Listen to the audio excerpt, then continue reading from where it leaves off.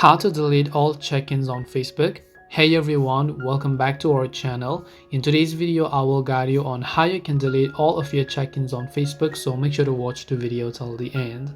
In order to delete all check-ins on Facebook, all you have to do is go ahead and first of all make sure to launch the Facebook application.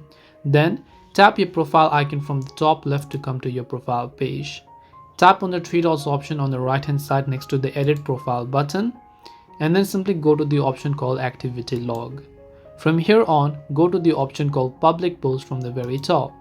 After you go to public post, let this page load up, and right here you can see activity log. Now first of all, just make sure to click on the self filter icon that you can find here, and then from the bottom go to the option called categories.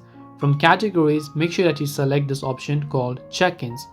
After you've done that, you can just come back, and if you want to delete all check-ins, right here you'll find the all tab, so make sure to click the all option, and from the bottom you'll find the option called recycle bin, so make sure to click the recycle bin option, and here you'll have the option to move this to your trash, and this way you will be able to delete all check-ins on Facebook.